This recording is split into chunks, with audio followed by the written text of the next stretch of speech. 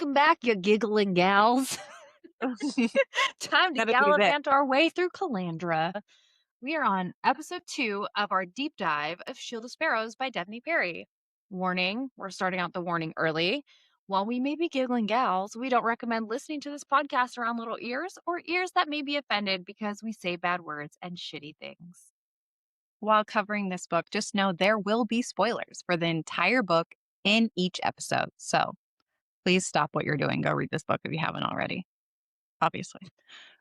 Reminder that thoughts, feelings, theories, and just things we say can evolve, change, and be debunked, or just be completely off the rails. Regardless, it's all for fun, and it's not that deep. Okay, so I actually need to talk to you, Blakely. You need a chit-chat with me, I guy? do need to chit-chat with you.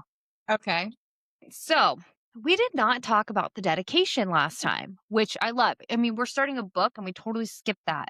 It says, to the characters who came before, to the stories that led us here, to the chances we take, to the dreams we chase. Trust your wings. Like you were hung on the word fly in chapter 1. And I feel like we're dummies for not talking about this line. Like, does this further your thoughts with whatever you're currently working on in that brain of yours? Absolutely. And I'm just going to be real honest right now. I don't think I even read the dedication. Well, I was looking. Okay, so honestly, I didn't either. I fucked up.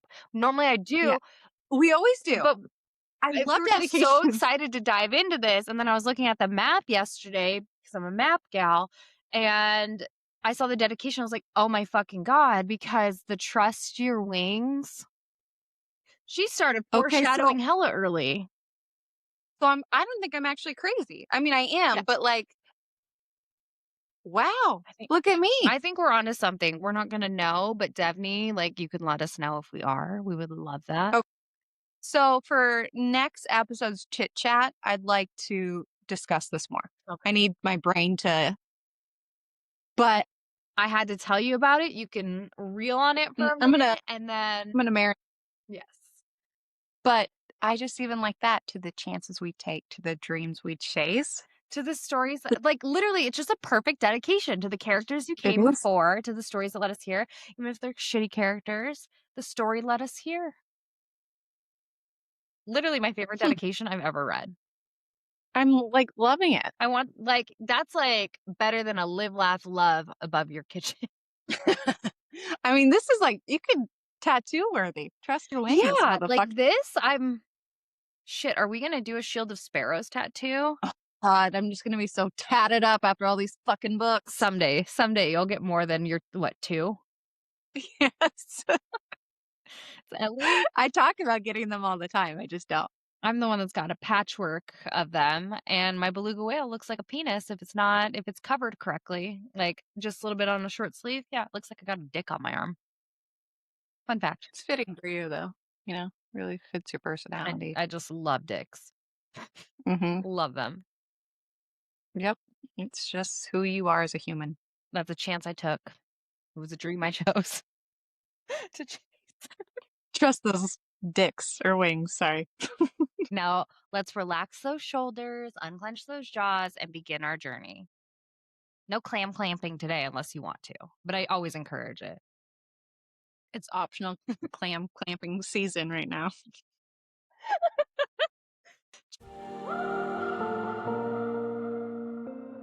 Chapter 8. The sun's awake, so Odessa is awake, probably because she had to be since she was about to start gallivanting through Calandra with her new husband. She made it to the docks before the rest of her traveling party with her whole 3 trunks of items. Girlfriend is hella tired since the king yapped all damn night about maps and probably made her watch Harriet the Spy for lessons. Since no one was there, she started to worry no one would see her off. Okay, I would fucking love spy lessons. I was obsessed with being a spy as a kid. It's why I think I'm so good at stalking on social media. Playing spy was my favorite. My cousin Katie and I would play spy with like Nerf guns. Did you do that ever? No, my sister and I played dumber games than this. Oh. And then I went to some church camp once and we played capture the flag, but in the dark with flashlights, and we had to sneak around to get to certain checkpoints, and fuck, it was the best. Was it Harriet the Spy that really got you into like wanting to be a spy? No, I feel like it's more Secret Agent, but I feel like Mission Impossible. Okay. So I'm so sorry. Like, and the Bond movies, very into those. Makes sense But with your love for I Titanic. I'm never gonna let you live it down because Titanic is just a staple in my life between you and my child discussing it. okay, well, it's a fucking classic. Yeah. Okay, fine. When I go to Ireland, I might go to the Titanic exhibit in Belfast, just wanting to know. You better, and I want pictures. Okay. So while Odessa's spiraling, she grabs a necklace and she wraps it in her hand. The metal warms against my skin, its weight a comfort. The necklace has a wing on it from the book with the dedication that says to trust your wings. Like, what's being foreshadowed? Does she part crux? That's what I'm going with. Or what if she's like something above it? Like, that's, Gods or something. yeah, to Mhm. fight it. She's meant to take them Yeah. down or end them. I feel like we gotta look at how her mom could be connected to the cause that somebody else's mama was working towards. It's spy time, guys. My Peter Tingle is saying that her mom was from the last migration and maybe was a crux. Remember the crux that was in that picture was like auburn haired? I don't know. Maybe the necklace calls to monsters, like in Pirates of the Caribbean when they drop the necklace and it calls out to all the pirates. Or maybe she can control the crux with the necklace. I don't know. I don't know. I'm just spitballing here. That's interesting about the calling part It, because, we're going to find out it keeps later. Yeah, following her. in the Yeah. book, the monsters are after her. So, And because it had the little emblem like it did on Mama, I forget what her name is at the end, who's no longer with us. RIP. Mhm. Her book, maybe it is fighting against them, and that's what fighting against Alyssa, but that calls to it. It's interesting that like it warmed and then she was attacked. So now we have to pay close attention. When is it warming against her skin?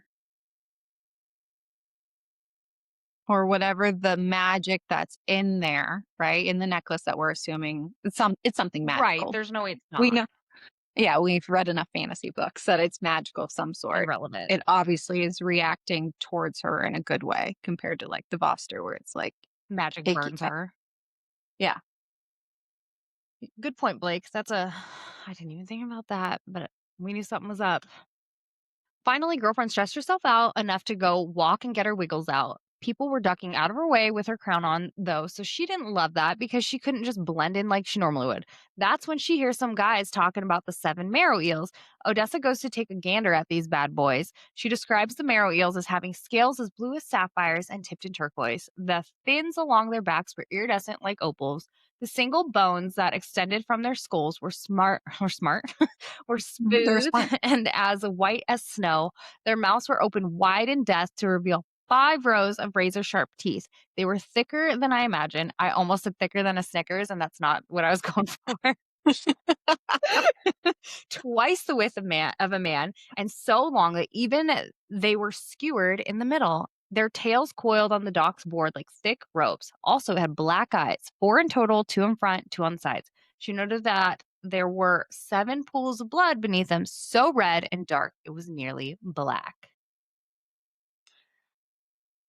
The Obviously, oh, notion of sorry, go ahead. oh, sorry, go ahead. I was just gonna say, obviously, that tidbit about the blood color was crucial Mhm. information given that some of those little bitches have green blood later. Christmas blood, if you will. When she says the notion of seeing actual marrow eels gave her a burst of energy, and I changed paths following the man.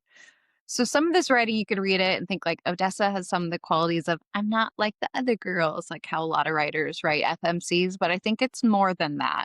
Her feeling beckoned by the ocean, her obsession with the crux in the art gallery hallway, her being jacked about monsters. Something is just different about Odessa and not in a hipster like punk rock way. I think we need to pay attention to the urges she feels and why she's attracted to certain things.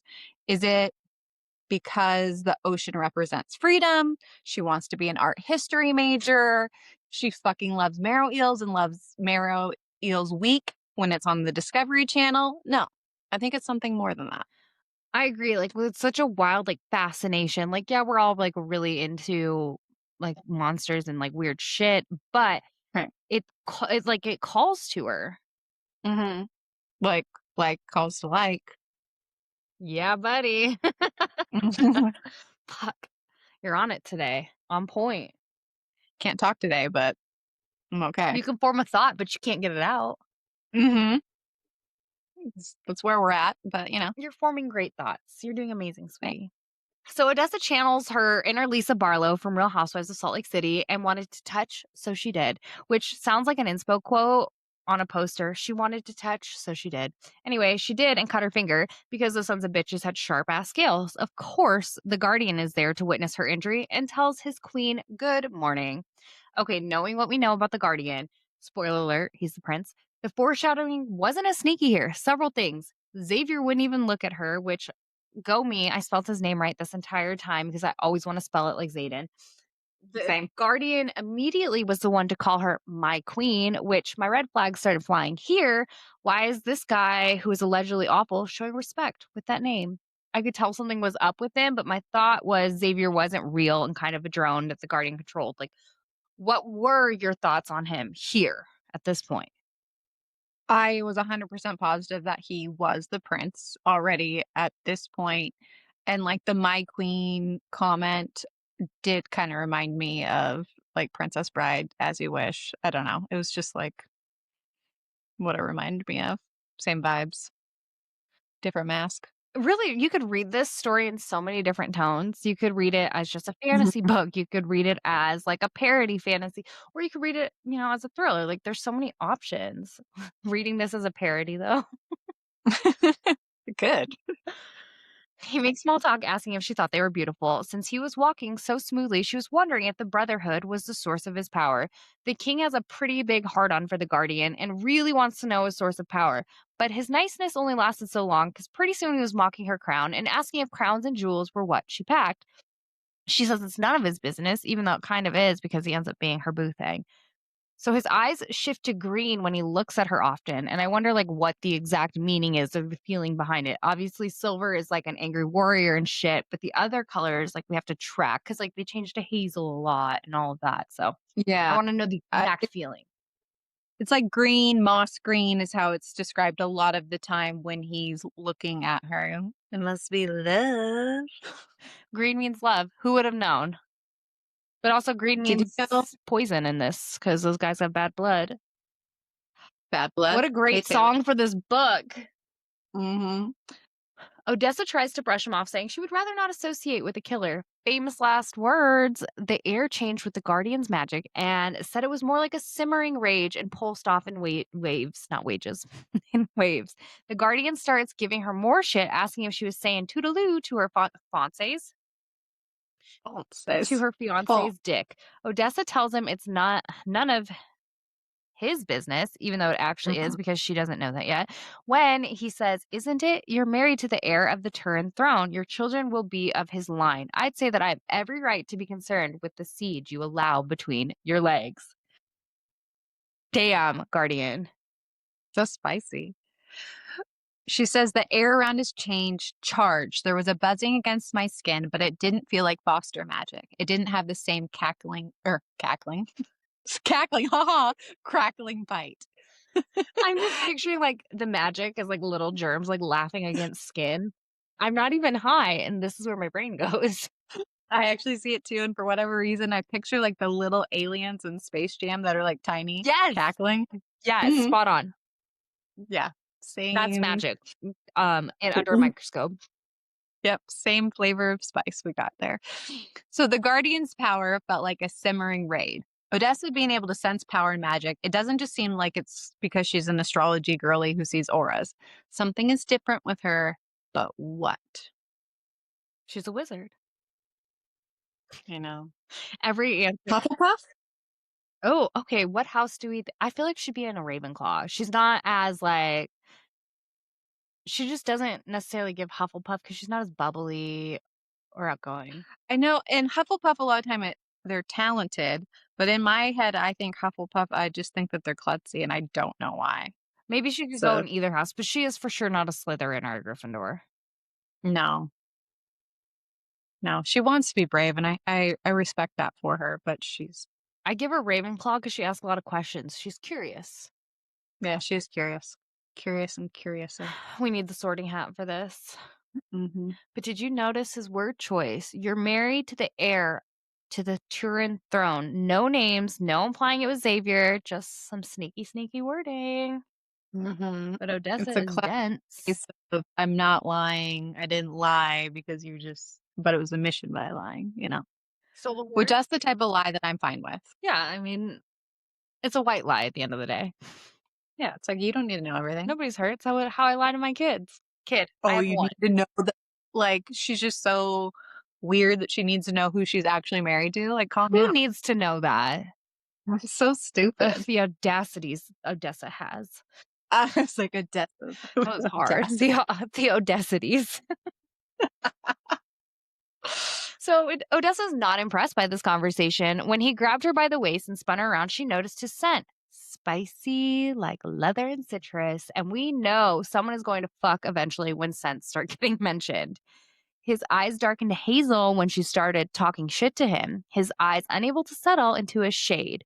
Just a note, like, I think hazel might be his turn on. And it's always when she's Mhm. talking shit to him. She's like, I like She's that. like, you fucking dork. And his eyes just turn hazel. She asked him what. Why did you pick I dork? don't know. It's like my go-to insult. And Matt, well, okay. She's like, you fucking loser. You fucking dork.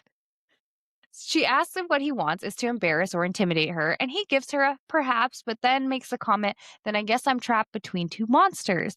The Guardian responds with, you have no idea how accurate that statement is. Sounds like a sexual innuendo to me. We all know about Morley Gray's Shadow Daddy MMC monsters. In the same breath, he asks her how her arm is. Not very monster like behavior to me. Sounds like a concerned citizen. He grabbed one of her curls and then gets the ick because of her dye and walks away. She essentially starts daydreaming of pushing him overboard. Okay, she has a little bit of violence in her. I almost like the idea of watching that son of a bitch drown. That to me sounds like she could be a murderer too. Quick to judge the Guardian. Shame on her, but also I kind of like it. I do too. It's Stassi energy, like I said. I I talk about it later, but God, I just like Odessa. She doesn't annoy me. I know. And maybe that's internalized misogyny from all of us, but let's face it, some FMCs are just fucking annoying. True. I've read some very annoying ones, and she ain't it. No, I just like her all around. Like even like the her silliness of trying to prove to her dad and this charade that she's trying to do Her even though she silliness, doesn't. she's trying to prove herself, but that fucking silly girl. To her dad, she's never gonna do it.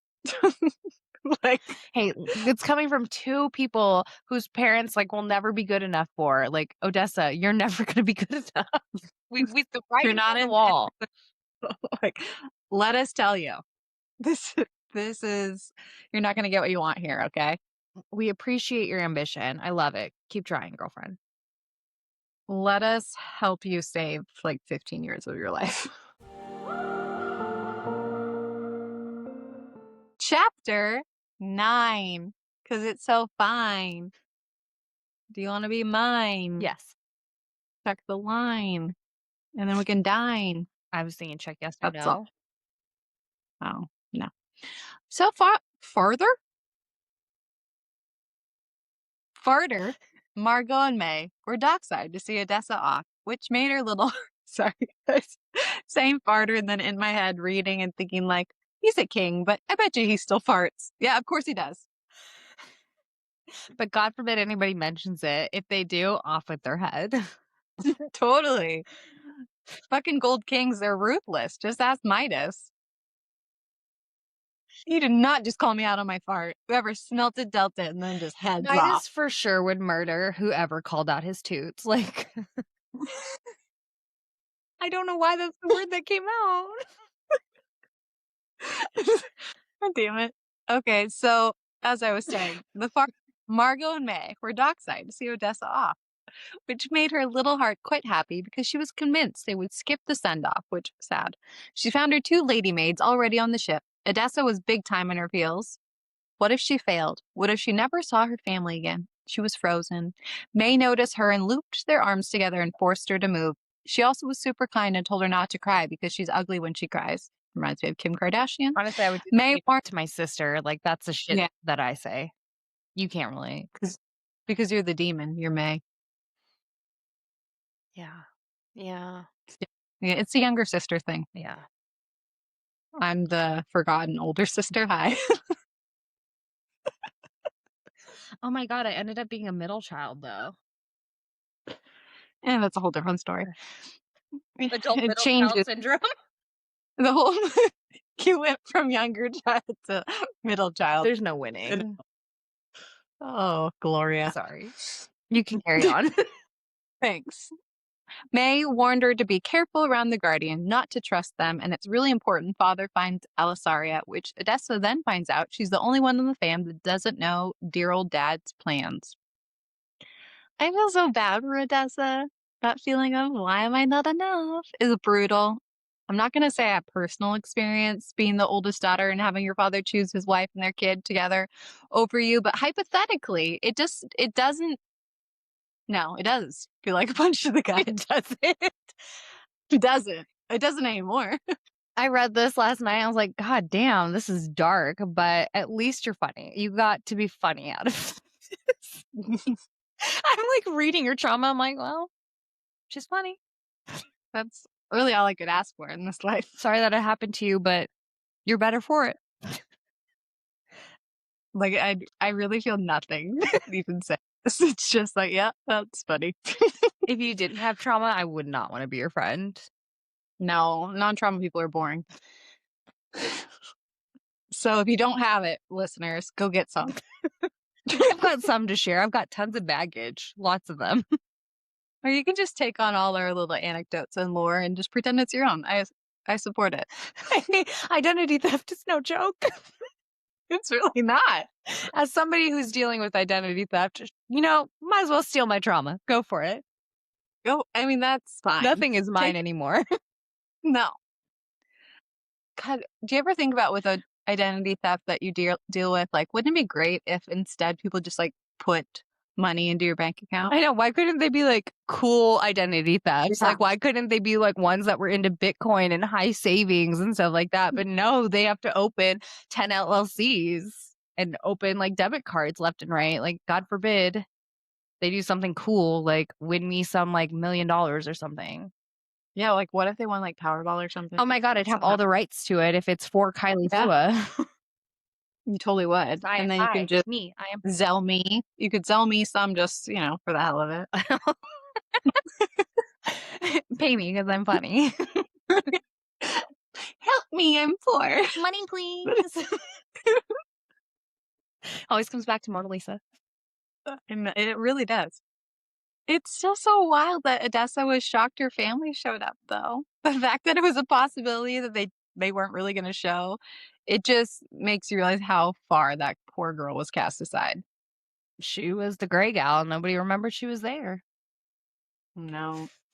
When May tells Magra. her to be careful around the Guardian, she says, "You think?" and deadpans. I hadn't considered he might be dangerous. And I just like her humor. Like, she's not an annoying FMC. I love it. Her sarcasm, I need more. And now I like her. I do think she would be friends with our guild gal. I do too. I think that they would be really funny together and probably make some poor decisions. Mm-hmm. Yes. And then the Guardian and Slade would be like, "Ugh, these fucking bitches again." Do you think that she would be friends with Aelin? I think Aelin might be a little bit much for her. No, I don't think she'd be friends with Aelin. That's fair. I think Feyre could be friends with Aelin because that one is okay. I think that Nesta would be annoyed with Aelin. Yeah. Nesta would want to be HBIC. Nesta would hate And- Odessa too. Yeah, she'd be annoying. I think Odessa would be friends with like Elaine more. She just gives me Elaine friend vibes. Yeah, she'd want to like take care of Elaine. She'd be like, "You silly little gardener." with, with no personality. But we're supposed to get a fucking book for her? I'm not. No, I'm not talking about it. I don't want it. Don't let me ruin your day. I'm sorry.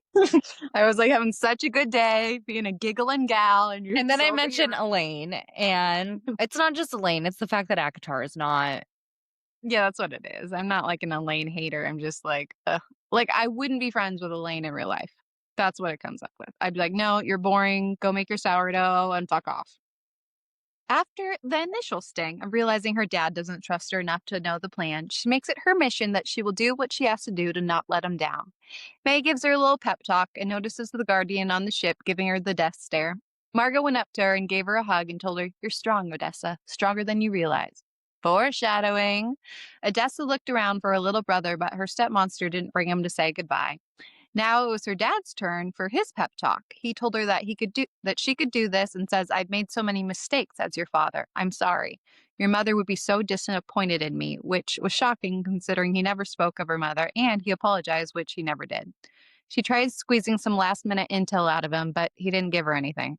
He then says, "I never should have allowed Margot to dye your hair. The red was your mother's." He then shooed her up the walkway. This whole interaction with dad. I almost feel like he's the king of Gondor, where the Snape-looking guy poisoned his mind, so he's has, like, the glazed over eyes, and a part of me wants to believe this is what happened with the dad, so he was lucid a bit and was able to tell her that, but not likely because men suck, but a girl can hope. We are very into Lord of the Rings, clearly. Because It always comes back. I know we keep coming back with Plated, and then now this story it does give a little bit more Lord of the Rings vibe. Yeah, I don't know, like, that's what I just was hoping for. Her dad probably teared up and had a moment because he had no confidence in his daughter and thought she was not coming back, aka she's gonna get like 86 from life. And because he doesn't seem like a supportive soccer dad. Like, here's the pep talk. This is a final goodbye. Yeah, no, it seems like my dad, like, when I could score 20 points in a game and then we're on the way home and he's, like, yelling at me Here's for it. everything you did wrong. Yeah. He's like, "In the 3rd quarter, you dropped a pass." Like, yeah. That's definitely this dad. He wouldn't even show up Mhm. to the soccer games. No. Which back to the dad. So, Odessa just noticed that he had a shit ton of gray in his hair, which makes you think he's been under maybe a lot of stress lately. Add in Odessa drawing Margot sad after a fight, makes you wonder what the fuck is going on in that stupid castle. Exactly. Like, why is all this happening now? What changed or what was discovered? Like, something's just not right. What do you mean? You Everything's know? going kosher. It's going swimmingly. But Kai, how do you feel about May? The jokes about like her stabbing Odessa in the back with no mess because of the lace, like I just don't trust her. I think she will be a redemption arc girly though. She's being conditioned by the king to spy and by Margot to be a bitch, even though she's still, Odessa's sister. She's been trained to be the bad guy. She will defend the king, but they will fight, but eventually she'll come around. That's my unofficial prediction. May sucks now, but we'll like her later. She does suck now, but there is little, I mean, obviously she put a knife to her sister's throat, so not the Yeah, best. But she also says she'll miss her and like gives her like some love. So I don't think she's a completely a lost that's cause. why I I think think she's gonna you're have a redemption arc. yeah, a redemption arc girly where like last couple books she's gonna do something wild. Yes, because she was conditioned. Like, this is what she Yeah. knows. She knows that she's supposed to find the road to Alsara. Alsaria? Alsaria? Oh, Oh sorry. my Yeah. god, my brain just stopped. Do That's okay. you have The a road look on your face. do you have a road called Alessandro here? And it keeps fucking me up. And so I'm like, when I see Alisaria, I'm like, Alessandro? So on Duolingo, for Italian, one of the main names that they use all the time is Alessandro. So I say it like 10 times a day. This location of their city is killing me because it's Yeah, Alisaria. it's hard. I get it. Thank you. So Margot goes, "You're strong, Odessa, stronger than you realize." And I just picture that Jennifer Lawrence clip where she's like, "What do you mean? Like, what's happening here?" And I want to play devil's advocate with Margot. And I keep thinking about that moment about the coloring of the hair. In last week's episode, we said maybe it's because she didn't want the dad to be reminded of his lost love, her mother. But what if it was to protect her? What if it, like in the mural, the red haired crux is some relation to her mother, and Margot didn't want the V Bros or anyone else to find out? Like, what if she's not all bad? Okay. Devil's advocate Right. time. Okay, devil's advocate. She was one of the queen's handmaids. What Right. if Odessa's mom knew something was happening, made Margot bound to some promise to protect Odessa. I mean, Margot is a bee because she resents her for that a little. She's mad her Mhm. own child has to be the sparrow because of whatever promise that she potentially made to Odessa's mom. I think you're onto something. I always do, though. And you do say that a lot, and I love it when you do Well, because I think we are onto a lot of things right now. we are we're on all the time things. But, I mean, just the comment about the murdering the king, like, what if Margot helped plan her escape and she's really not dead? And I don't know. Which would lead to, like, Margot being resentful again towards Odessa Mhm. because she's doing all this other shit for her mom. So, I mean, like, that would make sense, and, like, coloring her hair to hide her so that, like, Mhm. certain people don't find her. I think, like, strong possibility. And, like, it wasn't even a question who the sparrow was gonna be. It was always gonna be May. Right. And it's really just because Odessa's not capable? No, that's not what it is. They're hiding something. And I could see being resentful that your little girl is gonna be sent off. Brielle came to her side and told her to follow her to Jocelyn. Jocelyn let her know that she had situated the room. Apparently, they were all sharing, so it didn't seem like coitus was happening with her new husband anytime soon, which was fine by her. Jocelyn's fam was there to wave her off, but Brielle's was not. Odessa made the promise to send them home and they will see Quentus again. The pressure was real now. Between this pressure and all her dad was asking for, she was determined to make it happen. Banner was sitting on top of Stallion. She waved goodbye, and he That's what she ah, said. Fucking coitus. Really? Of all fucking words, I hate you. I saw that and I lost it. Coitus? okay, coitus Post-coitus. is a funny word. It's just some words are funnier in the English language, and coitus is one of them. That's amazing. Good choice, but I also hated it because I wasn't ready for it. I'm I apologize for the surprise. Yes. That's what he said. So it's time for a God's roll call. Mama and Papa, so Amma and Oda. I don't know why that makes me laugh every time. Then we have the goddess. Then we have their children. The goddess of peace, Green. The goddess of not the goddess. The god of death, Isaac.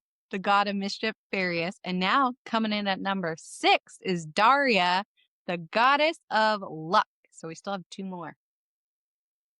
Imagine if we're saying them all wrong and it's like, da, ria. I listened to the audio. Your fantasy book.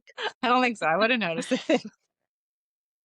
Also awkward because Banner wasn't actually saying Odessa off, like, but saying goodbye to his side piece and the princess that he won't get to marry. But he's not like fucking waving to Odessa. It's just a really nice spot. Yeah. Just want to share. Which Fuck Flag Boy. Flag was such a little bitch. Such a bitch boy. She heard a man's voice tell her that she will need other clothes. She turned around, expecting to find the guardian, but nay, nay. It was the not so mute Prince Xavier. He went on, most women dress like men, even in Paris courts. Ladies typically only wear gowns for parties. Odessa's like, he speaks. And he said, just because I don't doesn't mean I can't. Welcome aboard, Odessa Wolf, which, gut punch, wolf, not cross. She handed him her crown with gold and amber jewels and said, here, this will feed an entire family for years. And then she walked off. I couldn't help but notice that he brought up Paris courts, not Alisaria's, the elect capital. They very rarely say Alisaria. And when it's mentioned, like people stop talking about it. It's like it's taboo and we'll summon some Death Eaters if they Mhm. mention it. Like they'll just show up. We really can't help ourselves with anything Potter, Lord of the Rings, Africa. No control Control. Have we whatsoever. even said a 90s movie so far? Not I, yet. I Night's think I young. It's I not think even I have night. one in here. It was only a matter of Mhm. time. Okay, so we have 3 ships a sailing, the cutter, the cannon, and the cleaver. We are currently on a boat journey on the cutter. They're really into their brand because the name is stamped on fucking everything. But Odessa isn't doing too shabby, and Brielle and that bitch Jocelyn have weak ass stomachs and are unwell. Odessa notices a new fit inside the locked door, very suspicious. Pants, someone had the audacity to bring her pants and boots. Yuck. So she pulled on an ugly ass gray dress and set out. Odessa thinks I'm like still crying. Odessa thinks my wardrobe might be dull and boring, but it was a sliver of normalcy in this sea of uncertainty, which that's a really nice like line. And I just get the feeling she is not a fan of change. Even though she did say she was feeling a little thrill at this adventure and leaving Quintus, like I think she likes to hold on. I agree. Gray's safe, blending in is comfortable, and she just isn't about to change her clothing on top of that all willy nilly. Willy nilly. I mean, Bria's like she's really against pants, so I think she kind of gave Odessa a Did you compliment. ever go through a phase as a kid where you would only wear dresses? Yeah, no, that was like 8th grade, ninth Oh, grade. Urban Outfitters was skirts. your jam? Oh yeah. I in preschool would only wear dresses, and I was at my grandma. I call her Grandma Firestick because she smoked so much, and she smoked inside, so there was like nicotine coming off the walls. Just so you know, my level of trash and where I'm coming from here. Um, I was at her house in the morning and they were trying to get me dressed and they gave me jeans. And I was like, "Abso-fucking-lutely not." As a 4-year-old, like, no, fuck you guys. Well, I threw such a fit. I went underneath the table and was like screaming and crying so much so that the retirement apartment, like the manager came up and like were thinking that they need to call the cops or CPS. But these bitches, Janet and Firestick, were trying to make me fucking wear pants. Bullshit. Odessa's smart and keeps wearing the pendant, but keeps it stuffed in the boob pocket. She was ready to practice her sneaky feet when she heard her favorite voice telling her that the crew just swabbed and to try not to hurl and calls her his queen again. Once again, Odessa has violent thoughts and wants to slap him. I love that for her. I just think the world would be a better place if women were more violent towards men. You're not You know? wrong. Like, they need to be smacked every now and then. Those videos of like girls like getting hit on and they just like scream at Mhm. people, like I love that. I want that moment. More of Like, that energy. That's what I think we yes. need more of. Female rage. Here for it. So it's like that pendant grounds her in some way. It's like the hippies and their grounding stones or grounding rocks. Maybe that's just something that I know of because of my husband and his rock obsession. But I do feel like Odessa would probably be a crystal girly in another life, I could another see realm. that. She's like, look at all my crystals. She'd be friends with John. Well, no, they'd be like they'd go to the same, like, Mhm. club, but not friends because she's into crystals and he, like, And wants his he's like, rocks. nobody cares about gems. Like that. And I'm like, most people Like, John, that's what most people do. Yeah. care about. But, What's a diamond? Most well, people my husband's a hipster. Okay. A rock yeah. hipster. His too cool. Just wanna note that the Guardian's current eye color is emerald Okay. green. And I think we have to be specific because there's times where they're described as, like, a moss green or an emerald or obviously the hazel. So, different eye colors, different Mm. meanings. It's a lot to track, Devney. I'm just a sucker for an arrogant smirk. She says the Guardian smirked like he invented the gesture, and I'm sign me up. I smirk in my passport photo. Ryan makes fun of me every time. So like I get the Guardian. I look like a smug bitch in my passport Really just photo. captures your whole personality. Mhm. Yeah, Yeah, nailed it. love that. Love that for you. He asks why she's not wearing the fresh fit he left inside her door, but Odessa is like, "You came into my locked room." The Guardian just smirks and tells her that she snores. He also calls her cross here, so she takes note of that and also chooses to argue with that because she's a spicy gal. She knows she snores, but she doesn't want anyone knowing. He smirks and does a little jump into the ocean and swims to another boat. While looking for the Guardian, Xavier pops in and takes the Guardian's place. Okay, this is why I thought the Guardian was using him as a drone. They initially never spoke in the same room. Too suspicious. And do you notice how Odessa was looking for him? The Mhm. Guardian? I think she was a little worried. I would rather die than admit it. Also, probably realizing her dream of drowning him would never come to And that would be a fruition. letdown. So, I get it. Yeah. It does crack me up how offended people get when they're called out on their snoring. Like, John does it, he goes, "I did not." I'm like, "Yes, he fucking did." So then I just, like, record it now to prove, but I have had a deviated septum the majority of my life, so I'm a big Mhm. I actually do have a look at my nostrils. I don't wanna look up your nose. I do, Yeah. but not right now. So I'm a big mouth wide open gal, but I just want you guys to know, if this is you, there's an answer. Mouth tape. TikTok shop, guys. And I would love to be a sponsor of mouth tape. Because of you, we have all those mouth tape ads on TikTok, so thank Look, you. I'm gonna keep speaking it. Speaking. I'm one of those I get offended if somebody says I snore because I don't, but I think because my dad snored so fucking loudly, it would rattle No, stars. that's my mom too. That's my mom's huge snore. So Odessa asks Xavier, "What is the Guardian?" But he just avoids the question and says, "Top of the morning to ya." They make small talk, and Odessa shares she's never been on a ship and never been beyond Quentis. So we learn a little bit about Quentis here. Quentis was the smallest and southernmost kingdom in Calandra, not Calandra. It was bordered on three sides by the Merricksmore Ocean, by the Marks and more. Miramax is what Harvey Weinstein used to own, right? the Merricksmore Ocean.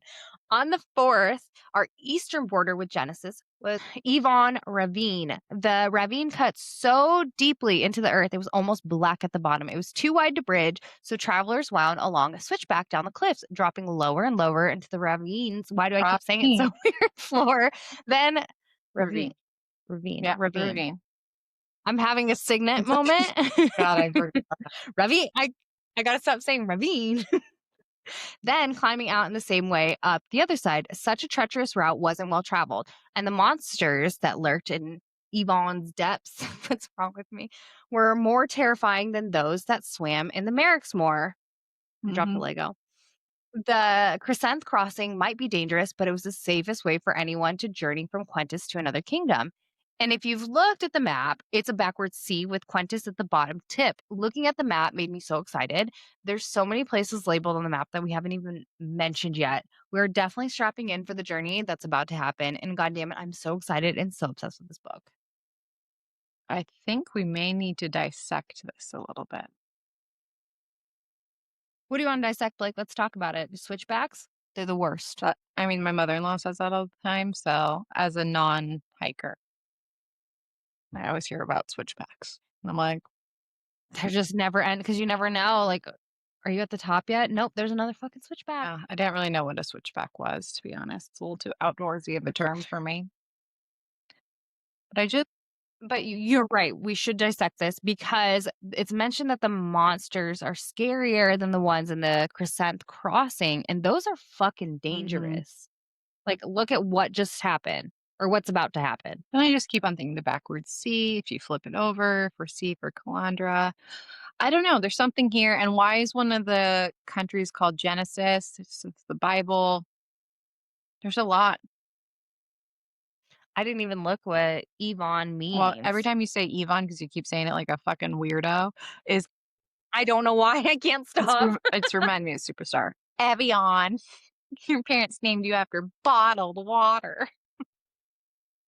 Hey, let's talk for a second. Okay. Do you want to know what Yvonne What? means? You. It's a tree. It's a tree? Hmm. Wait. Yeah, wasn't it ironic that the Genesis Royals were named for a tree when they weren't known for their lumber? But okay. Okay. So So it what we're sounds gonna say is TB to the motherfucking D. Odessa asks how long the journey is, and it's 8 to 9 days, but they have backup just in case. They also came with 6 ships, but ended up with only 3. She asks if it should be safer without the marrowweels, and Xavier shares when it comes to monsters, safety is an illusion. The high priest believes the females have chosen the crescents to lay their eggs. Why, no one knows. With 7 dead, it should reduce their population, making their attacks less frequent. That when it comes to monsters, safety is an illusion line is just sticking with me. Like something's up with that. Just like the high priest. Anything the Vibros say, I just don't believe and is shifty, and I think it needs to be dissected more. We're building, guys. We're building theories, and trust me, this little line, and it'll all come back later. I agree. Xavier then shares that they baited the marroweels and that finding Seven to use the chain of sevens was intentional. She asks why he wanted to marry her, and he just ignored her, then chooses to warn her that Tura is not like Quintus. Once again, there's fucking something with the chain of sevens. I don't know what, but there's something. There's a deeper thing. Because Yes. they are still very vague about why it even makes a difference. This world building is killing me because we have so much, but not enough still. Mm-hmm. We also learned that Quintus has never sent a sparrow to Tura, not in 300 years. It's been the other way around, but in the past 9 marriages, never this way. So why now? Fate, forced, or is that just how the cookie crumbles? Something suspicious. Don't mean I can't stop. I The know. last sparrow came from Lane last, and she left, which rocked Odessa's world a bit, and she realized there wasn't anything requiring her to stay, just to produce an heir. Apparently, there is a price if you want to leave, aka leaving your spawn, but it can be done.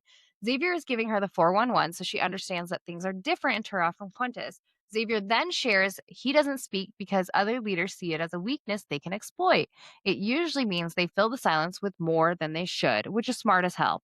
She asked why he trusted her with his secret, and he said Turans are loyal to Turans with an ominous warning. AKA, he speaks in front of his people and those loyal to his crown. So Brielle and that bitch Jocelyn will not hear his angelic voice. Angelic. Once Mm. again, she asks why he chose her, and he ignores her. She makes it even more awkward and asks if he desires her. She Ugh, attempted to shoot her shot, but has no game because he tells her she's a beautiful gal, which means no. But hey, she tried with who she thought her husband was, so she does get some credit for being brave here. totally. But her lack of game kills me. So awkward. Like I can't fathom asking somebody, "Do you desire me?" I would never. I would I, never even ask that to my husband, and I know he does, but I don't. Ugh. you desire me? Especially the word desire? Fuck off. I'm gonna text Ryan right now. Do you desire me? Can't. Ugh, ick. I don't want to know what he responds with, so please don't.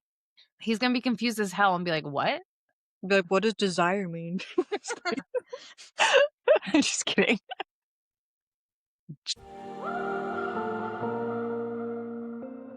Chapter 11. Brielle was bit shooketh to find her girl dressed in pants. Caramel leather pants and a tunic with a bunch of flowers on the sides. Yay, no more gray. Odessa decided to give them a try because she was a bit bored. Much to her surprise, she's a big pants gal. Brielle was very happy to find out she would not be required to wear such things. I feel like the way that Odessa feels about pants are how you and I feel about sweatpants. They're very in right now. They're so hot Hmm. right now. But Thank you, Taylor she's Frankie Paul. we love you, Taylor Frankie Paul, for making sweats cool because I Hmm. have had an aversion for to them for years, Same. decades, really. Hmm. But she's like every girl in a dress with pockets. I think everyone from Quintus isn't a big fan of change because Brielle was just like so appalled by leg prisons. How dare she? Yeah, but Brielle sucks. Yeah, both. Yeah. I mean, her and that bitch Jocelyn. I do not call her Jocelyn once. It is that bitch Jocelyn this entire time. Jocelyn's just always way in the background. She's shifty. We can't trust her. Yeah, like, what are you doing right now, Jocelyn? Oh, I bet you're so sick. Fucking idiot. So, the weather on this journey sucks. The lady maids shouldn't be getting lady paids because those You're so thrilled for this dad joke. because those bitches stay in bed all day. Oh, sorry, I was very happy when that popped in my head. That wasn't a trauma-based joke, guys. I'm not. That's just a dad joke. So I'm funnier than that joke. What do you mean? It's a good one. It's The solid. lady, the lady maid shouldn't be lady paids. The next time I go to a hotel and I see lady maids, I'm gonna be like, "Hey, lady maid, are you getting lady paid?" Here's a tip. Anyway, Odessa convinces Brielle to come up to the deck with her. Once she gets there, all the men stop and stare. What's that band? Stop and stare. I don't know. Sounds a little too so 2007. contemporary for me. It was 2007. They're the ones they had the famous song with Grey's Anatomy. That Oh, I don't okay, know. it doesn't matter. How to Save a Life song. Anyways, once she gets there, all the men stop and stare. Shout out to the fray.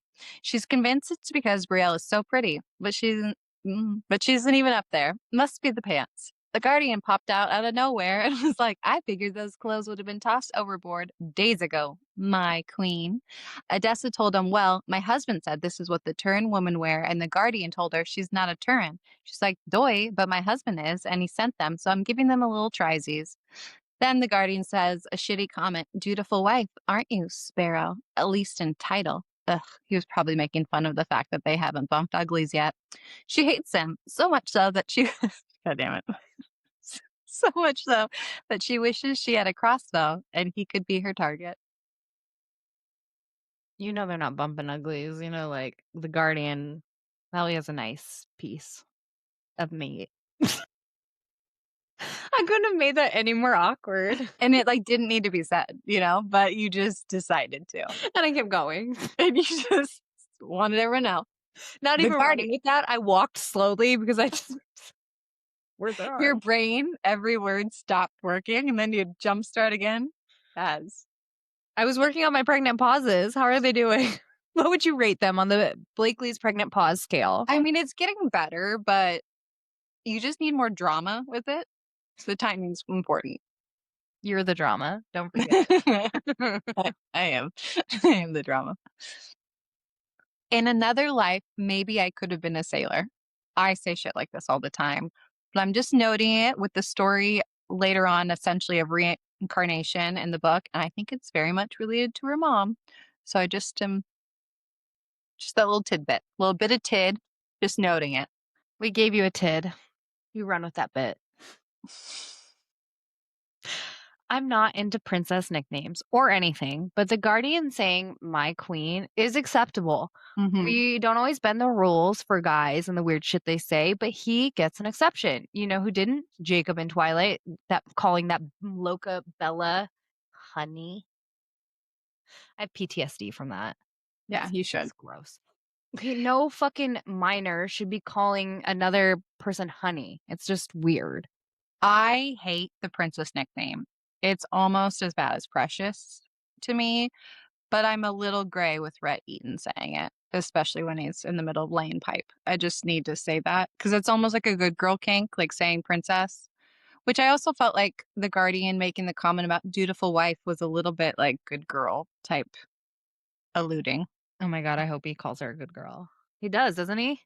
I don't know. She probably needs that. Nobody's calling her a good girl. I also like him calling her my queen, and when he says cross, because every time he says it, it reminds me of Jim when he calls Pam Beasley. Like that's calling her. It's a little endearing. A term Yeah, of and John. endearment is what I was Yeah, going for. John used to call me my maiden name when I was like in trouble. But he knows I don't like to be associated with that, so now he just calls me Olson a lot. Brielle, good old Brielle, right? Yep. Okay. Brielle finally made it to the top of the stairs. I wrote stairs wrong. And then bang, she ran right into Odessa. Sailors started yelling, eel! And then the eel seems to be a clever girl because it was trying to pound a hole into the hull of the boat. It was madness on this ship, water sloshing on the deck, marrow eels screeching. So Odessa didn't really listen to the Guardian's instructions. And now she's thrown overboard. Great movie, by the way. The Guardian yelled for her to swim. So she swam and she swam, just keep swimming. But she realized she would never outswim a marrow eel. A harpoon was shot in the air and she grabbed onto the rope. As they were pulling her in, something hard brushed against her leg, and it wasn't anything fun. She could hear the marrow eel on her tail, so she locked eyes with the Guardian. That she just so casually mentioned is kind of a hottie. The Guardian yelled now, and they yanked her from the water, but nay, nay, she wasn't the only thing flying out of the water. The marrow eel was too. But as she was pulled up, she sees the marrow eel was also there, but its head skewered with a harpoon. Xavier showed up, but didn't say anything. Typical. Men called for Xavier, not the prince, to help with a guy whose leg got fucked up. Just FYI. That was the end of that. But they mention that Odessa Peter Pants. And this is an appropriate time. It's not an Archer on Sister watery bow situation. Plus, it's in the water, so it's totes fine. Everyone pees in the ocean. Hell, some even poop. Just ask Survivor contestants. If Odessa, Aelin, and Billy Madison pee their pants, then I should never be judged for almost leaking on a trampoline. No, Almost.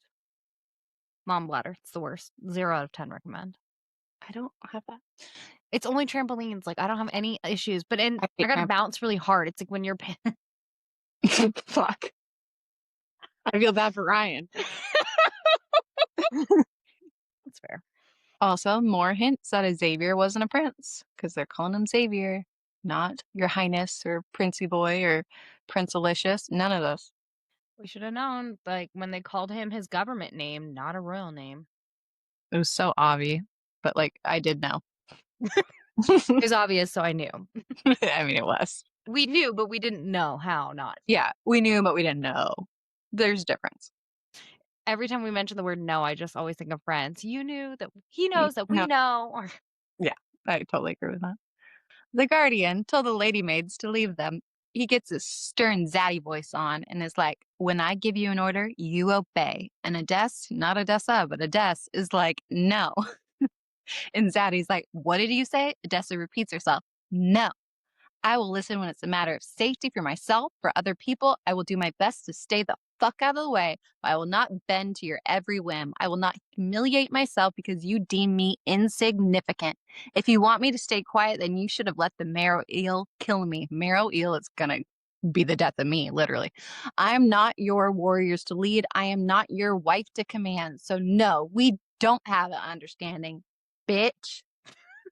So then she turns on her heel and casually says over her shoulder, thank you for saving my life. Then she thinks to herself, one day I'll repay him by taking his. a dramatic reading by Yep. Blakely Olson. I'll be here all day. Okay. I bet the Guardian actually totally loved this little speech and got him all hot and bothered. I once put John in his place in like 2011 when we first started dating, which something that about my husband, he wasn't told no a lot. Thanks a lot, Rana. So I monologued a bit, like the true villain that I am. And he just sat there stunned and was like, that was amazing after I completely told him off. So truthfully, I don't really know what I said. I just blacked out, but John liked it. So I feel like that's what happened with The Guardian. I love her telling him no. It is probably so liberating for her to say no to something, to feel like she has a choice. Smart girl with but I wasn't going to blindly agree. I'd spent 23 years taking orders from men who thought they could dictate my every move, and I was done. I couldn't cower for this man. I refused to give him that control, not when I'd already lost so much. And then actually says to the Guardian, I will listen when it's a matter of safety for myself, for other people. I will do my best to stay the fuck out of the way, but I will not bend to your every whim. I will not humiliate myself because you deem me insignificant. If you want me to stay quiet, then you should have left that marrow eel kill me. Kill me. Kill! I am not one of your warriors to lead. I am not your wife to man. So no, we don't have an understanding. And I just like that response was so great. And she also thanked him for saving his life. So that was nice. But like, I really am proud of her for standing up for herself. So Proud you guys, moment. our note for you guys is to what we just did, both did dramatic readings of, is to put that in your notes app on your phone. And the next time that your husband tries to tell you what to do, you hit him with that. I agree. I really appreciate it, but I will not bend to your every whim. I will not humiliate myself because you deem me insignificant. Like, good for you for finding your fucking voice early on in the journey. I love that. Yeah, we're not doing 70%. No, this bitch is getting it on chapter 11. And I know I reread some of what you said, but it's just so impactful. She's not annoying. Go Odessa. Love her. Like, that is a perfect monologue. Go you. Chapter 12. The marrow eel was front and center stage of the cutter as their own personal disco ball. I can't read it that lightly. No. Odessa had shitty sleep because she is definitely in need of a therapist after almost getting eaten by the hanging marrow wheel. After that, Brielle wouldn't leave the room, and that bitch Jocelyn would no longer go on deck. I don't blame them. Back to the marrow wheel on deck, though. There was lots of blood, but it was green, a shade of the darkest green that reminded her of the Voster's eyes. I stand by this would be an incredible horror movie. If you read it in a horror tone, it's such a different story. And like the green blood is hella spooky. Giving goosebumps, which I personally was terrified of. Was that the start of me being a train wreck, like loving Goosebumps and the like you get to choose your ending? Yes. I mean, that wasn't the start. Your birth mom probably was the start. Birthing me was the beginning. It was the beginning of the end, you know? Conception. It's no coincidence that she brings up the blood being the same shade as the Voster's eyes, which you've said multiple times. The comparison is made too many times for it not to be a thing. So we know the citizens of Calandra have starbursts that tie them to where they're from. Avi, the Guardian, and Odessa do not have said starbursts, which makes me think it's due to magic. Plus, I think Odessa's heritage makes her not tied to Calandra. So, what does this say about the Voster and the monsters? Are they evil? Are they from Isaac's underworld? Like, why are their eyes shifty and no starburst? Is this the only island in this world? No, probably not. Down that ravine, there might be something else. And if you flip it over, and then it's a backward sea, turns into the right side sea, and it's right. It's like how we always pictured digging to China was. The world's Oh just my upside God, I've down. thought about that so many times. Course, the Guardian is like her shadow, and there, when she points out the blood isn't red. So now Odessa has some questions, and I think that's pretty fair. Why does this one bleed green? Why are is it its eyes white, not black? Is it a male or something? A different type of monster. Turns out it is a male, and that's why it's a big bitch. A scary one at that. She is shook that it didn't eat her a second breakfast. She asks if there will be another attack, and the Guardian tells her it's unlikely, and there are other beasts to fear on the crescent. Odessa, who cannot keep inside thoughts inside when he is around, says, like you? The Guardian tells her, not all monsters are born from the gods, my queen. Some of us were made. Okay, so was he made? Do we think physically because of the magic he was made, or he's talking figuratively with his emotions and he has done some bad shit, or a little bit of both? Could be a deeper meaning, but I do love this quote. I do love this quote, and I think both. And I think the Voster were not born from the gods. No. What if Yeah, the Voster were accidentally made by like the six? yeah, I think, I don't know why I just keep on going to Isaac. I don't think it's Oma and Oda. I No, don't those think I are don't good. think it's mom and pop that No, created they're good. It was the Scorpion Middle Children ones, and I think it was maybe Isaac at this point. Maybe he made these little fuckers. I mean, you look at their eyes and you look at the other ones, something ain't right. he was bored and just there for the drama. Loves the drums. Isaac seems like a drama lover. He's such a low key, like, calm down. We know nothing about this god, but yeah, he is definitely a god of mischief. I guess that's various, but Who needs to names the schmames names just schmames. if we Oh, don't I need guess, what's the one? Hades. I guess that's who I was thinking. Odessa doesn't have Xavier's location on her iPhone yet, so she asks where he's at. Guardian, always taunting her, tells her to just ask where he sleeps. Smells like jealousy and sexual tension to me.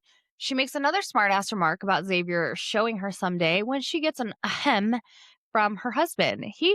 Husband in quotes, he shares that she shares a wall with him and he was having a club meeting with his rangers.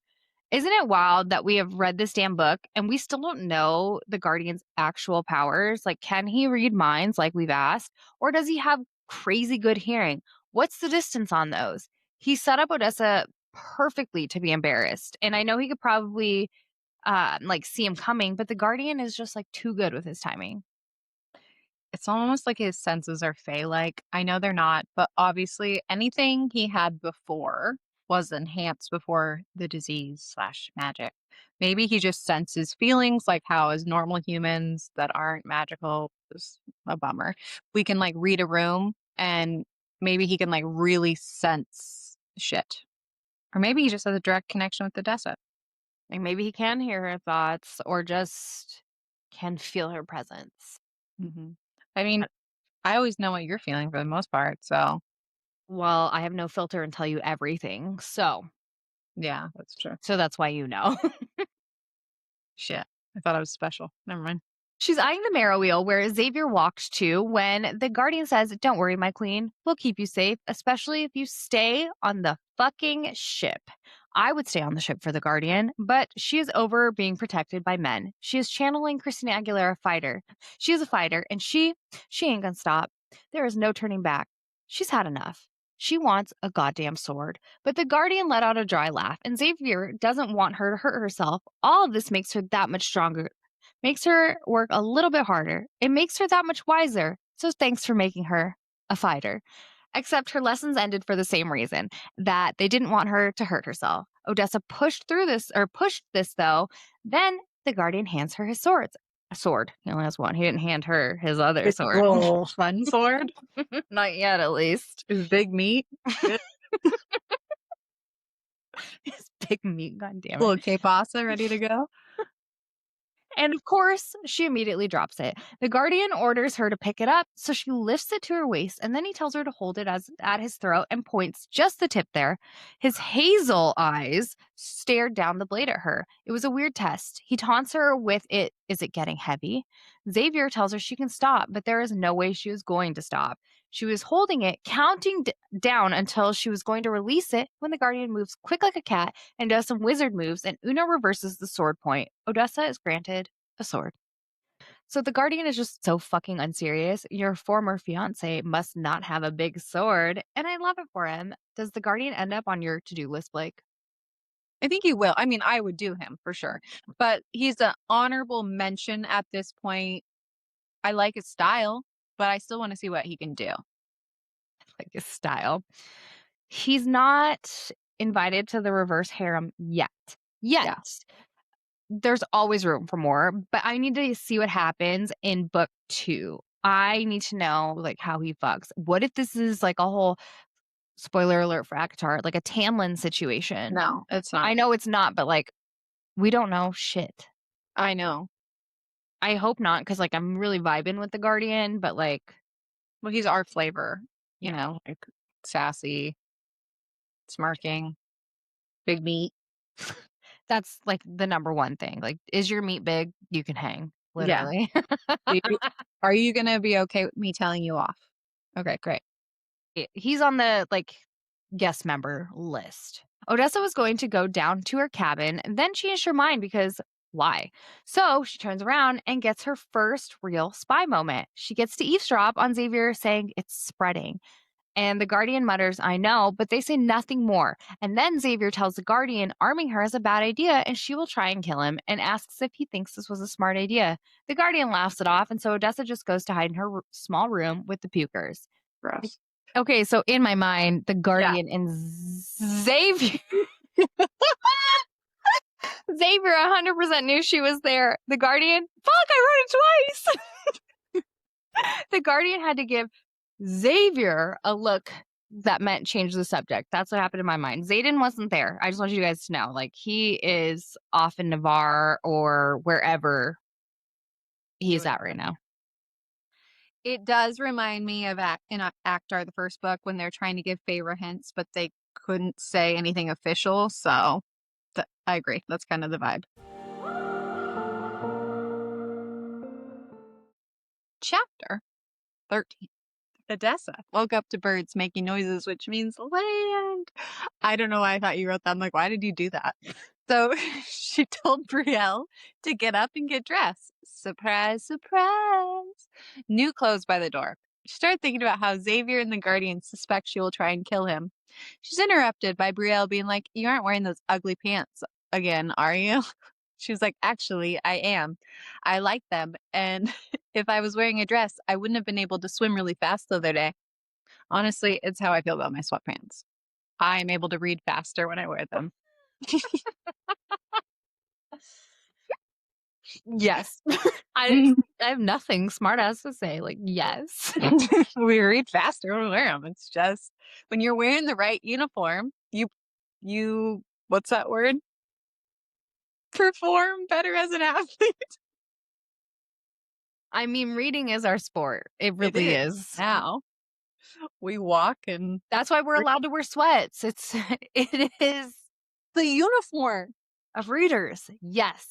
Okay, so Odessa says blarg a few times, 4 times in the book to be exact, and all I can think of is Liz Lemon from 30 Rock, because Liz Lemon, she says blurg, though, and I just at certain points in the book, I'd read her as, like, a Liz Lemon character, so then it's a parody in my mind. This book Who has said taken it's many possible? journeys. It can. It's a wide choose in story form. Odessa made it up top. She asked a man if they were close to land, but he just stared at her eyes and then finally nodded towards the bow. She stared at her eyes and then finally nodded.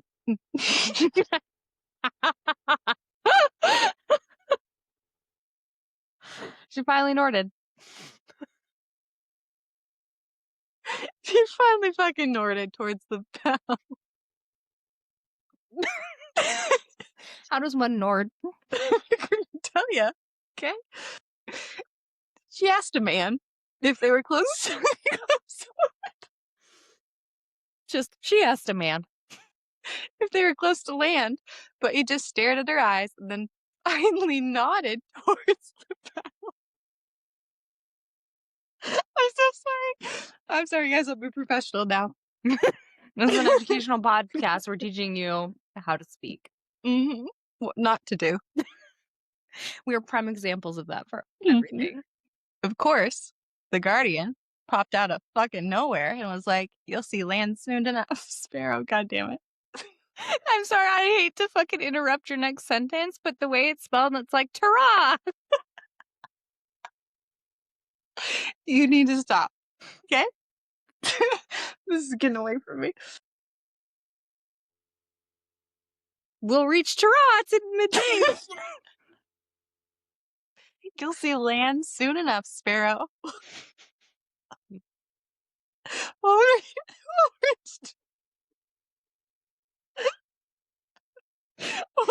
Tara. Tara! Midday. Okay? All right. So I see you got my delivery. She got his package. Low-hanging fruit. I appreciate it, but I don't. Odessa?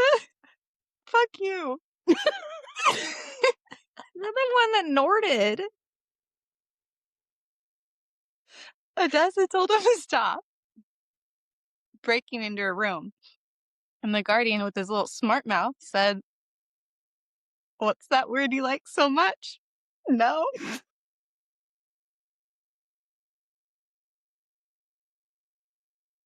I love it when you lose it. He pushed off the wall and closed the distance between the two of them. Naturally, the first thing she says is, "You need to shave." The Guardian said, "Do I, my queen?" And then hands her a knife. She's getting hot and bothered, staring at his neck. The Guardian tells her, "Now's the time. Go for the throat." She's like, she's like, "Nah, do it yourself." He tells her he'll be training her how to use the dagger, which she wants no part of. But do you find necks sexy? Only if they're slutty. This is a slutty neck. I feel like the Guardian has a slutty neck. He's got a fucking slutty neck. You Like, know, slutty necks are like a little bit of muscle, like yeah. And then like the veiny things really be popping. but not too like it's like cum gutters for the throat. Totally. So it just all drips down. Well, because cum gutters are down here. I mean, I got it, but thanks. So they start dagger school. And we learned that Odessa really is a klutz. He ends up tripping her and getting back his knife. She tells him he better not laugh at her, or if she swears to Isaac, she'll stab him in the eye. The Guardian tells her it's unwise to threaten him. She tells him, "I ain't scared," which is weird. Why wasn't she scared? They continue dagger school. It doesn't go soups well, so he tells her that's enough for the day, and you need to go break in your boots. She says, "Fine, Guardian. Is that really what everyone calls you?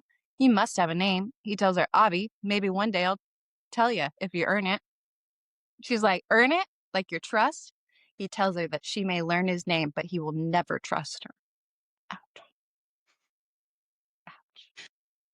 Ouch. The question needs to be asked, why does nobody trust her? I get the Guardian at this point, but her family, why is she always in the dark? Is it because she's isn't actually one of them? Stole the words right from me. Maybe the heart of the issues was faith. No one believed in me. No one had trust that I was capable. Maybe it's her eye color. To people, it's giving transition lenses. Or she actually owns a pair of transition lenses. So, like, not this bitch. Not my queen. Mm-mm. I mean, it's a valid point. What if she's too capable? Like, they know her power and they And wanna they're gaslight her into thinking she doesn't have any. which would go along with the Margot theory that Margot's Mhm. like, You're stronger this than you bitch, yeah, realize. she was trying to protect her because Yep, she made a promise to her mom. Yeah, and she loved her madre. they were besties, I'm sure. Probably. I don't Or think Margot she was. murdered her and stole her man. That's also another possibility we're working on. We don't know. Go either way. Truly. Like, yeah, I'm not even making that up. It could. After spiraling a bit about how nobody trusts her or has faith in her, she's interrupted by Xavier, not Zayden, and his throat clearing. He tells her they'll arrive in Tura soon. He asks about how training went, and then he says she seems like she has a case of the SADS.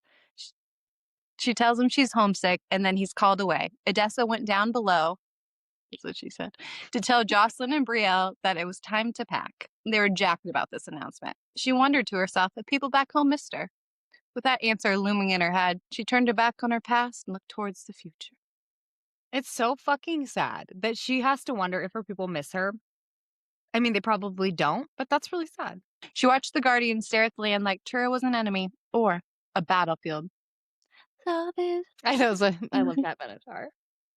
I saw her last year. It made her, or two, it made her feel sick. She asked him, any chance that this is where we'll part ways? Not yet. The Guardian's smile widened. Welcome to Tura, my queen. Welcome to Tara. Like, Ta-da!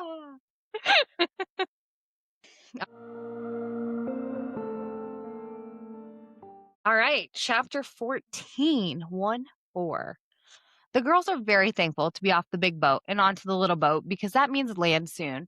Xavier is no longer speaking since Brielle and that bitch Jocelyn were around. They make it to the beach and it was not anything to write home about. 1 out of 5 stars on Google kind of beach if you were expecting sun tanning, sand, and blue waves. No, this was an alpine beach. Rugged. So, is this like a Dockweiler Beach situation? Hey, we body surfed. It was a great time. Okay, so in this moment, she mentions the dye being bitter. This is the fifth time it has been mentioned to have a bitter tang, has a pungent odor. It also said Banner's gaze as his hatred of the Guardian was as potent as the scent, or as the scent of my hair dye. The Guardian's nostrils flared like he could smell the dye. And now, here, as a stray tendril of hair caught the breeze and flew into my mouth, the taste of my dye bitter on my lips before I yanked it away. What is in this fucking dye? Is there some special ingredient we need to know about or like hold on to this?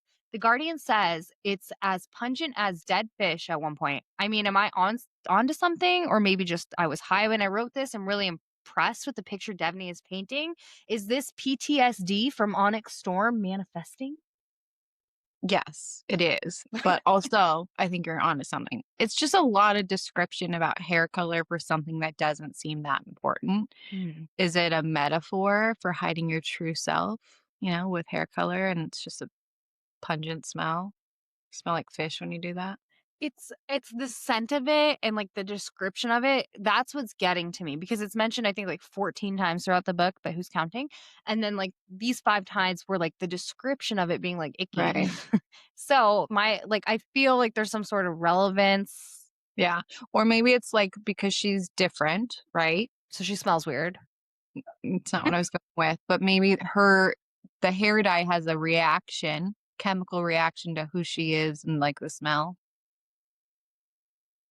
Maybe that was like suppressing some magic or something. What if Mhm. that's really but Margot told her she needs to find more hair dye.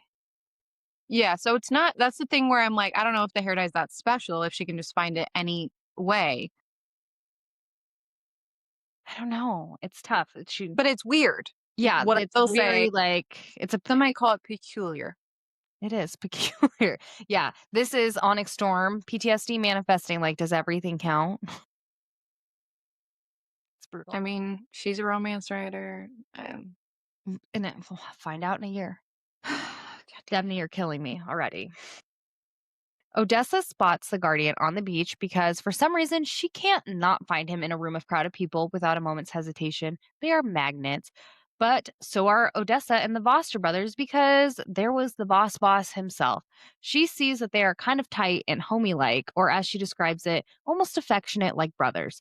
The Guardian nodded at whatever the priest said, then took a step back and pressed both hands over his heart, giving a slight bow. Then she spirals, asking a ton of questions that are all good ones, but still too many to list. See page 159 on Kindle if you need to know. I got you. But she is blaming the boss on all the problems and knows shit is not done with him. Was thinking about the Voss Bros being a secret society, and then the millennial in me had cruel intentions pop in my head with Selma Blair. It's like, secret society, secret society. Love that movie. So you're welcome for that. And God, I love that movie and watched it at way too fucking young of an age for the subject matter. Yeah, I think it was like one of my sister's favorite movies, so we watched a lot of it, but it's a good one. It really is. And it It's held good. up really well. Yeah. I mean, it's a good movie that you shouldn't be watching in like fourth and fifth grade. Just want to throw No, that. definitely not going to have my child, my 8-year-old, watching it, No. but probably ever. That's a hard no. Like, you shouldn't watch that. It's inappropriate. But for me, great. Hmm. Yeah, but like we're fucked up. So that's fine. And probably because we watched these movies when we were young. You know, we trauma bonded with them. I wonder if the Voster emissary, aka the regular brother in the reformed downline, was actually sent to Quentis to keep tabs on Odessa in some way. Like he made sure she never became the Sparrow to prevent something from happening. Like maybe he's in with Margot or something. Something that wasn't in favor of the Voster because they give me the ick and I feel like they're the bad guys. Like he saw her birthed with her red hair and said, absolutely not. I know it's 2025, but that was the low hanging fruit as well.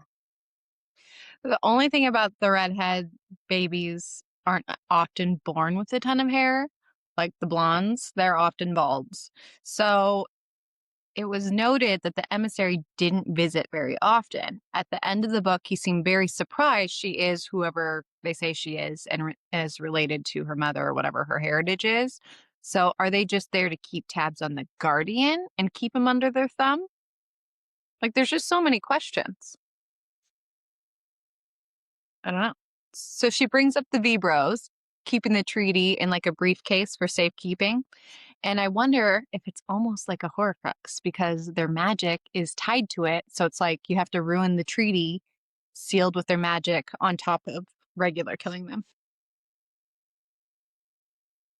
I just want to know more about the Voster brothers. Like, are they there to protect or They're yeah, just there not playing coffee. Okay. That's what they're doing. They're slanging coffee at V-Bros. like maybe she was born and the Voster brother like knew she was important, so he's like, you need to keep her safe. I'm gonna come back and go visit my other countries and then, make sure that she's not the sparrow. Came back when May was born, was like, yes, her.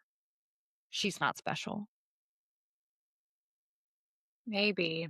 I I don't know. mean, just because the end of the book, like he was surprised at that, her heritage and stuff. So that's why I'm just like, I don't Were they know. hiding her from the Voster? Like Yeah, that's what I'm thinking, maybe.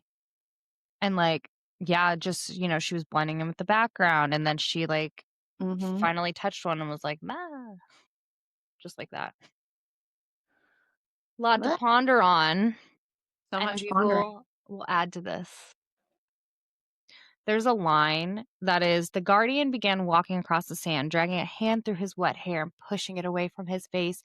And I immediately think of Regina George. "Katie, will you please tell him his hair looks sexy pushed back?" Like, that was my first thought. Everything comes back to Mean Girls. Always. Everything comes back to anything pop culture with us, but yes. No control. No. When Odessa saw him, she knew at that moment he was a daddy because she was getting hot and bothered. But she has some self control because she blocked her thoughts and then went into super stealth spy mode and eavesdropped on some soldiers talking about a militia, but they noticed her because she is literally a terrible spy. And so they stopped chatting. She did stick out like a sore thumb. And then a bronze haughty female with a sword showed up named Tilia. The sword is Odessa sized. She points out to Xavier. She tries to tease him, saying that she told Brielle, but he calls her bluff immediately. No jokes, no fun. But she also realized again, she is not a spy. She gets separated from Brielle and that bitch Jocelyn and gets on a horse. Odessa looks for anything to report back to her father because she is going to be some sort of hero to her kingdom and find the road to Alisaria. Okay, she knows that she isn't a spy and she keeps thinking maybe she will get it. It's cute that she keeps trying.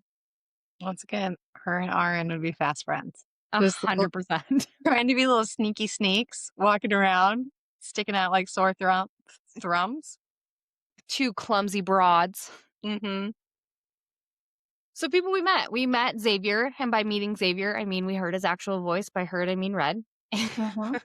We met Tilia, the bronze toddy female with the sword. We got an update on the gods. We added a new one, the goddess of luck, Daria, which that means we have 4 named and 2 of the kidlets are not. Mm-hmm. We have some things that we are going to gather and talk about. We did not forget flying. Fucking Genesis, man. Yeah, I'm interested in Genesis Mm-hmm. and But looking at the map and what everything means. Kylie loves a map. Slut for maps. I don't I don't know anymore. I'm so sorry. I'm not. Also, thanks for being giggle and gal pals with us. And I really lost my way there. I hope you laughed. You're welcome. You're welcome for being your GGP. Thanks for tuning in and joining us as we continue through the world of Calandra. We have new episodes every Wednesday. And if you love the podcast, please share to your stories and tag us because that is the easiest way to support your friends, your gal pals, us who we giggle with each Yes, week. your buddies. We pee our pants together. Don't forget to follow us on social medias, and Avi love it when you write us reviews. All links are in our info, you giggling gal pals. We'll see you next week. Love, peace and love.